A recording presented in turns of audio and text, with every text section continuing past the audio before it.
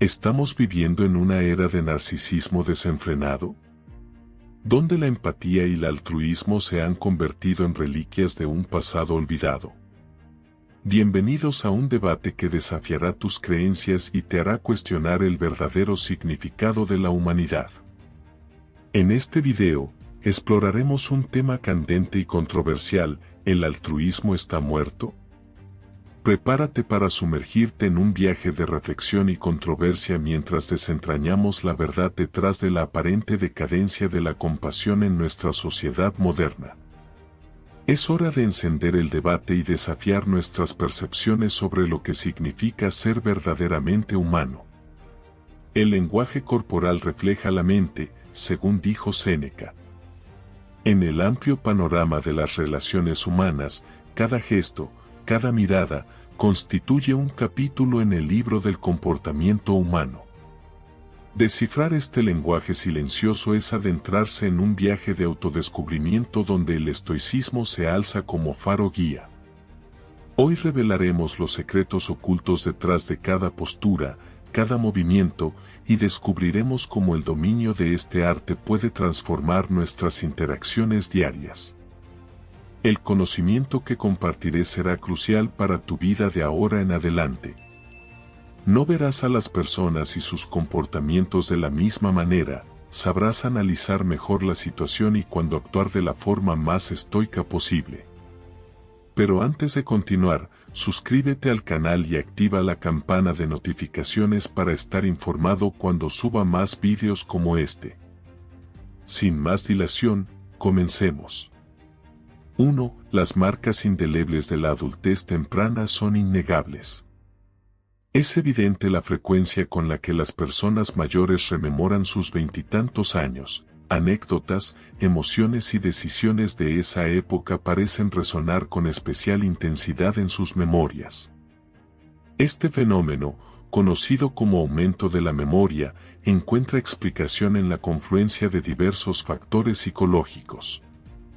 La etapa de la adultez temprana se caracteriza por una vorágine de emociones: graduación, primeros trabajos, decisiones amorosas y construcción de la propia identidad.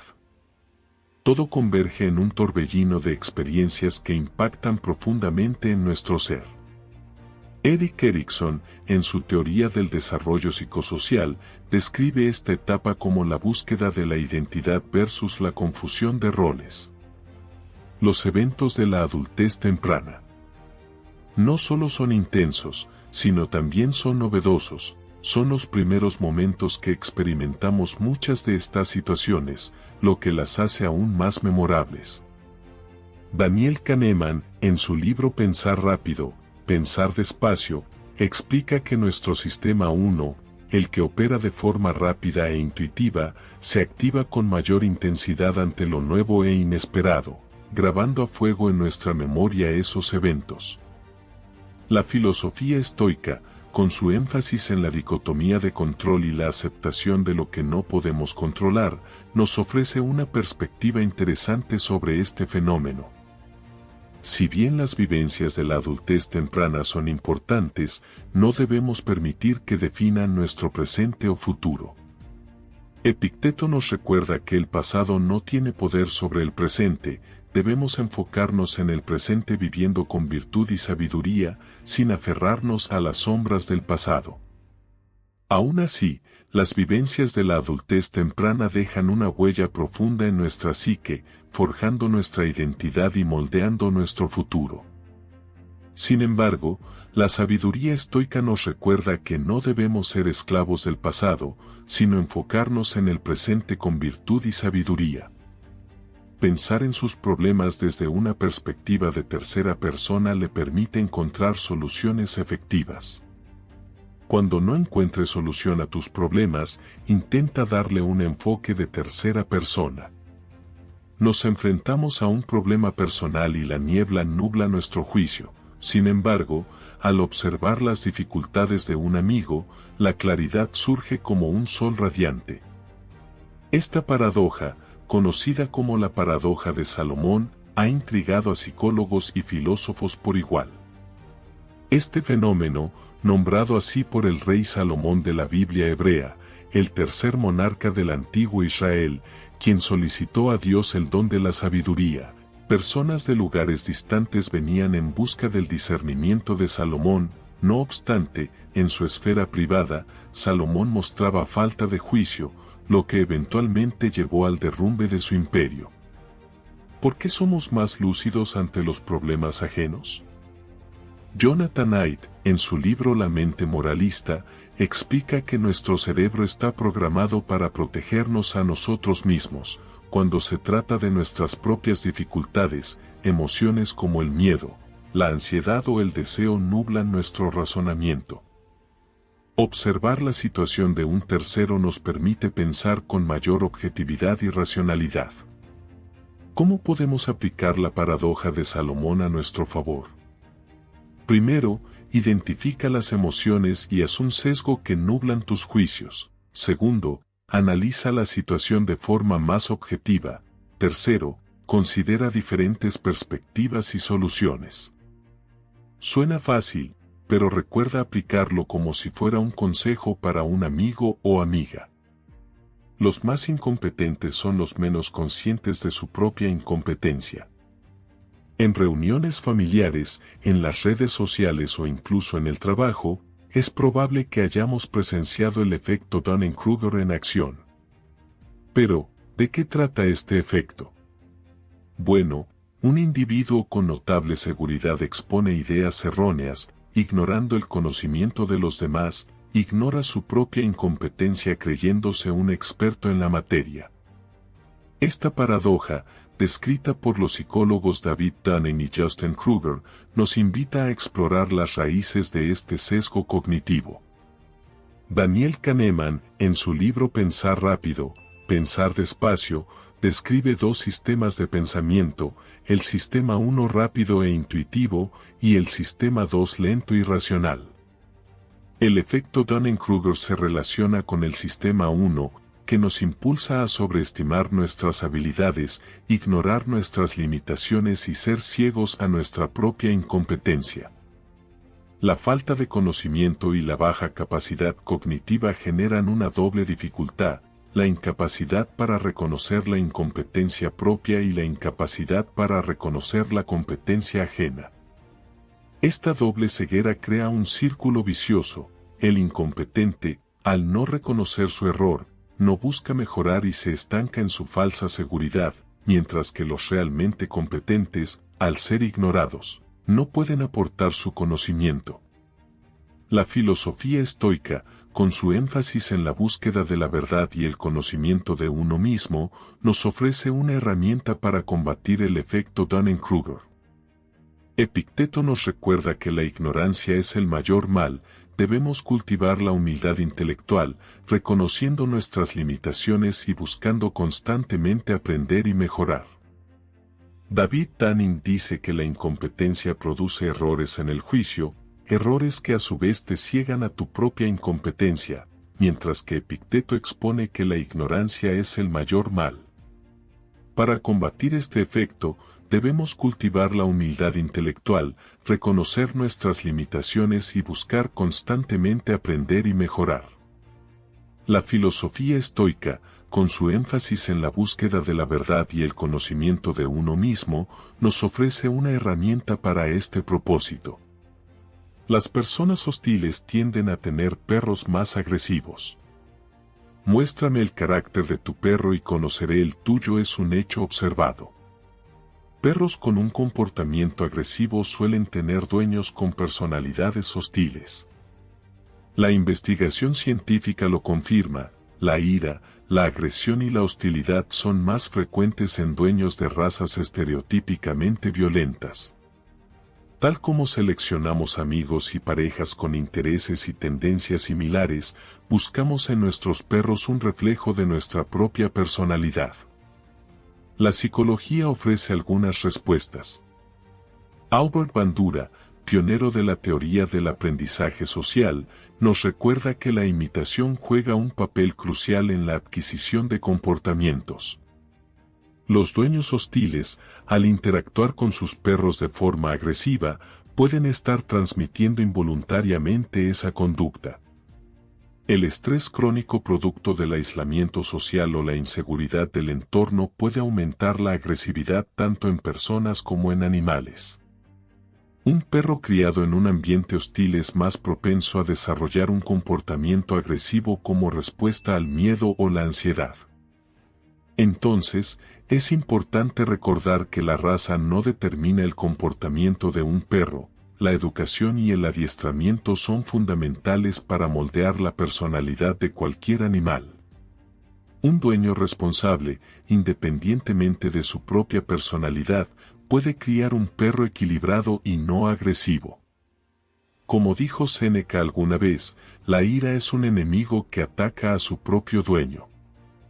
En la mente del soñador, soñar despierto, esa ensoñación que nos aleja de la tarea presente, suele ser visto como un defecto, una señal de desatención. Sin embargo, la ciencia nos revela una faceta más compleja: los soñadores pueden ser más inteligentes y creativos.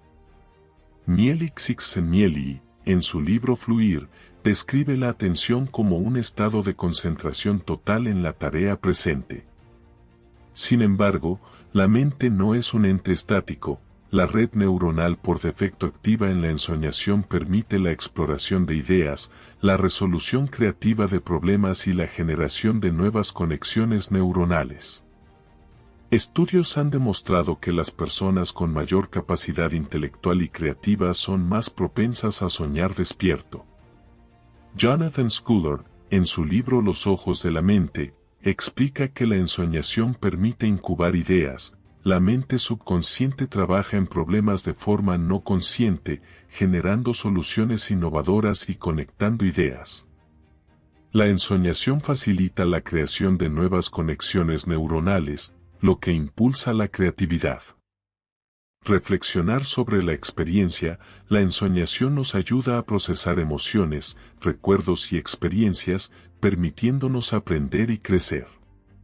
Marcus Raichle, en su estudio La red neuronal por defecto, explica que las personas con mayor eficiencia cerebral son más propensas a soñar despierto. Su cerebro, al realizar tareas con facilidad, libera recursos para la ensoñación, permitiendo la exploración de ideas y la creatividad.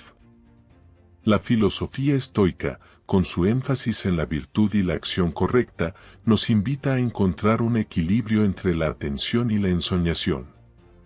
Séneca nos recuerda que el tiempo es la cosa más preciosa que tenemos.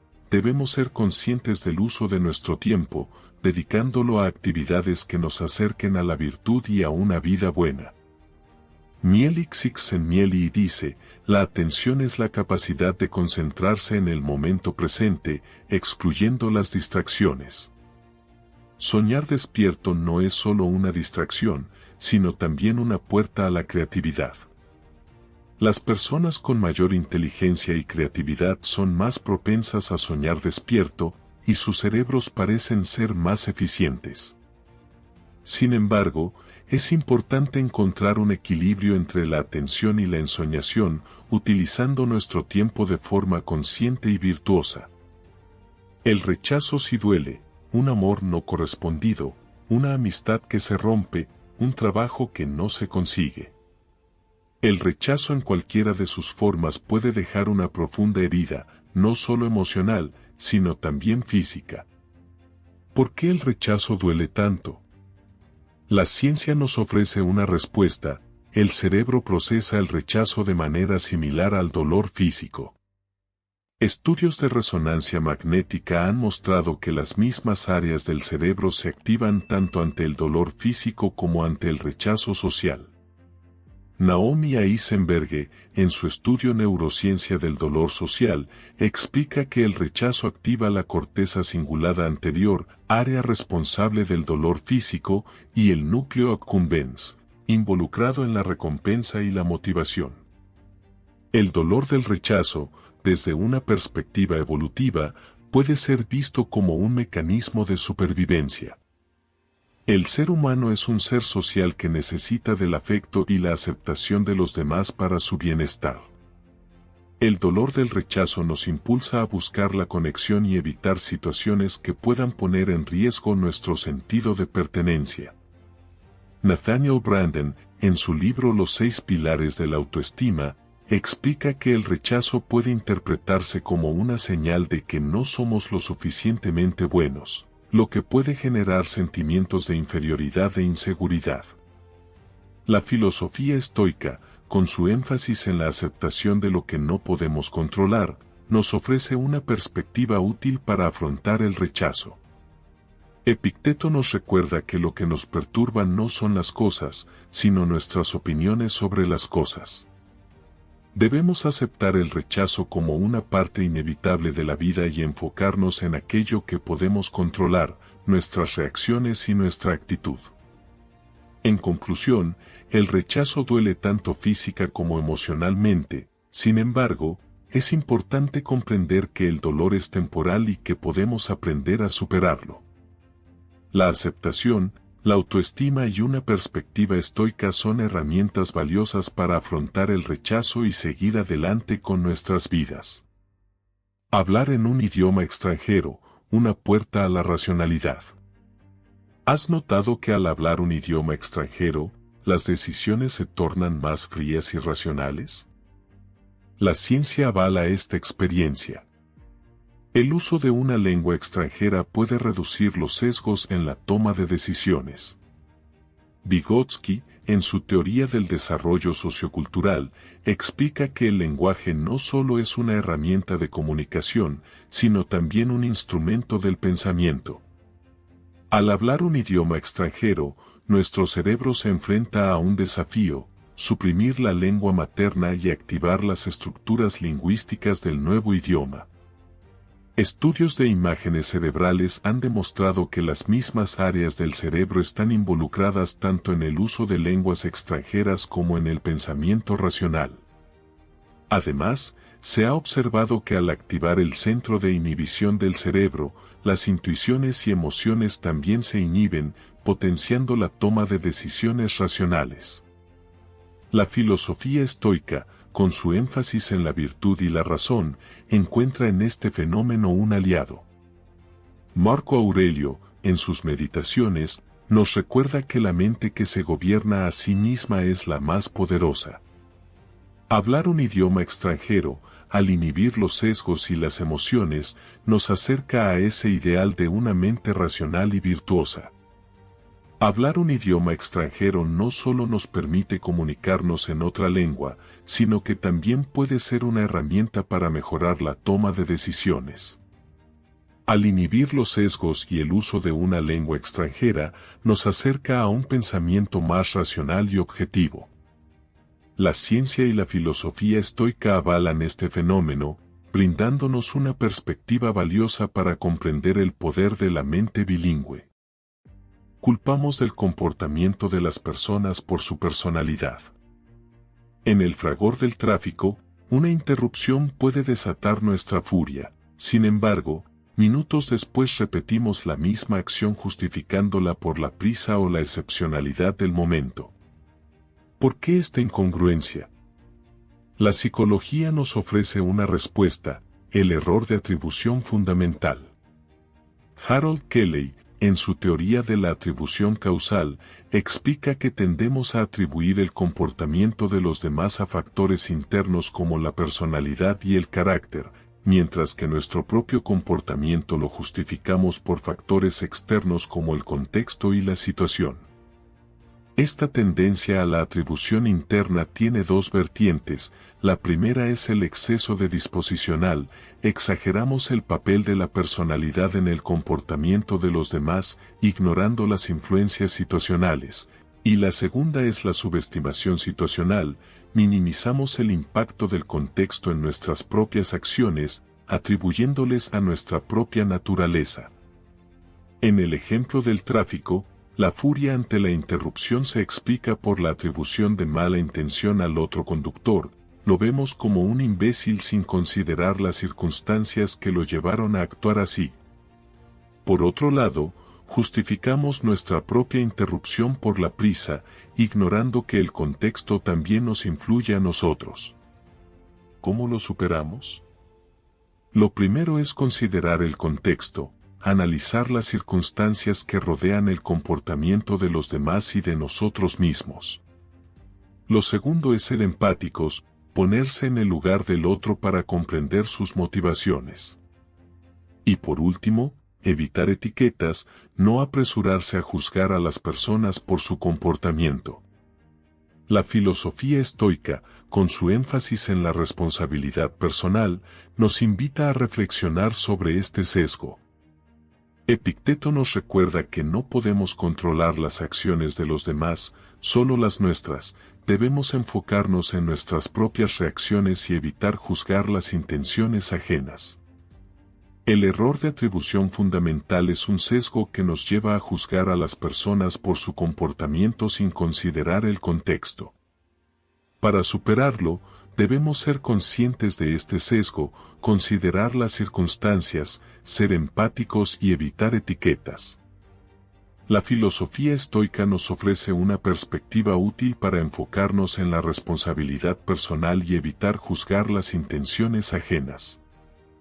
El efecto de tercera persona, la ceguera a la persuasión. ¿Has notado cómo la publicidad parece afectar más a los demás que a ti? Esta percepción, conocida como efecto de tercera persona, nos lleva a creer que somos más inmunes a la persuasión que los demás. El efecto de tercera persona se relaciona con el pensamiento rápido e intuitivo, que nos impulsa a sobreestimar la influencia de la persuasión en los demás y a subestimar su influencia en nosotros mismos. Este fenómeno también se explica por el sesgo egocéntrico, la tendencia a vernos como más racionales y objetivos que los demás. Creemos que nuestra capacidad de análisis nos protege de la persuasión, ignorando que somos tan vulnerables como cualquier otro. Robert Cialdini, en su libro Influencia, describe las armas de la persuasión que utilizan los publicistas para influir en nuestro comportamiento. Estas técnicas, como la reciprocidad, la escasez o la prueba social, son efectivas porque operan a un nivel subconsciente, sin que seamos conscientes de su influencia. Debemos ser críticos con los mensajes que recibimos y evaluar su impacto en nosotros mismos, sin caer en la ilusión de la inmunidad. La influencia de la publicidad y los mensajes persuasivos opera a un nivel subconsciente, por lo que es importante ser críticos y conscientes de nuestras propias vulnerabilidades. La filosofía estoica nos ofrece una perspectiva útil para ser vigilantes y evaluar el impacto de los mensajes que recibimos. La dopamina y la adicción a la información, un ciclo de búsqueda y recompensa. ¿Te has perdido en un mar de información navegando por Internet durante horas sin siquiera darte cuenta? La ciencia nos ofrece una explicación. La dopamina, un neurotransmisor asociado al placer, juega un papel crucial en la búsqueda de información. Kent Berich, en su estudio La neurociencia de la búsqueda de placer, explica que la dopamina se libera en dos etapas. La fase de anticipación, se libera dopamina cuando anticipamos una recompensa, como la información que buscamos, y la fase de consumación, se libera dopamina cuando obtenemos la recompensa, satisfaciendo nuestra curiosidad. En el caso de la búsqueda de información, este ciclo de anticipación y consumación crea un efecto adictivo. La anticipación de encontrar información nueva y relevante libera dopamina, lo que nos impulsa a seguir buscando, y al obtener la información, la dopamina se libera de nuevo, reforzando el comportamiento y creando un deseo de seguir buscando más. La filosofía estoica, con su énfasis en la virtud y la moderación, nos ofrece una perspectiva útil para afrontar la adicción a la información. Séneca nos recuerda que debemos ser dueños de nuestro tiempo, no esclavos de él. Debemos ser conscientes del tiempo que dedicamos a la búsqueda de información y asegurarnos de que sea un tiempo bien utilizado, que nos aporte conocimiento y valor. Si la dopamina juega un papel crucial en la búsqueda de información, creando un ciclo de recompensa que puede ser adictivo, La naturaleza infinita de Internet y la constante disponibilidad de datos hacen que la búsqueda de información nunca se complete. La filosofía estoica nos ofrece una perspectiva útil para afrontar esta tendencia, invitándonos a ser conscientes del tiempo que dedicamos a la información y asegurarnos de que sea un tiempo bien utilizado. El altruismo como fuente de bienestar. ¿Sabías que ayudar a los demás con regularidad puede contribuir a una vida más larga y feliz? La ciencia nos revela que el altruismo, la acción desinteresada por el bien de otros, tiene un impacto positivo en nuestro bienestar físico y mental. Mar, en su libro La auténtica felicidad, explica que el voluntariado es una de las actividades que más felicidad produce. Ayudar a los demás genera una serie de beneficios, como por ejemplo, aumentar la felicidad y la satisfacción con la vida. Sentir que contribuimos a algo significativo nos llena de satisfacción y nos hace sentir bien con nosotros mismos. Mejora la salud mental. El voluntariado reduce el estrés, la ansiedad y la depresión, al mismo tiempo que aumenta la autoestima y la confianza en uno mismo. Fortalece las relaciones sociales. Ayudar a los demás nos conecta con otras personas, creando un sentido de comunidad y pertenencia. Promueve la salud física. El voluntariado puede ser una forma de ejercicio físico, lo que a su vez tiene un impacto positivo en la salud cardiovascular, la presión arterial y el sistema inmunológico. La filosofía estoica, con su énfasis en la virtud y el bien común, encuentra en el altruismo una expresión de la vida buena. Ayudar a los demás es una forma de vivir en armonía con la naturaleza humana, que es sociable y cooperativa. Bien, esos fueron 11 factores que debías conocer.